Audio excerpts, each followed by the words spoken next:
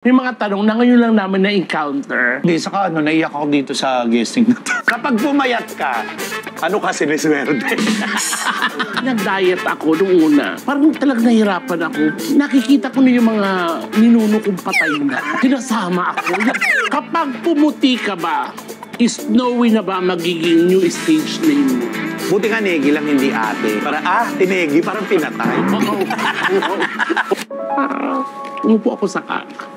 Yung tatay ko umiiyak. Tapos? Parang ang gusto niyang sabihin, huwag akong umalis. Kaya pala siya umiiyak kasi naupuan ko yung paa. Siguro yayakapin ko yung sarili ko. Kasi hindi alam ng tao yung mga bagay na alam kong napagod siya nung panahon na yun. Pero lumaban siya.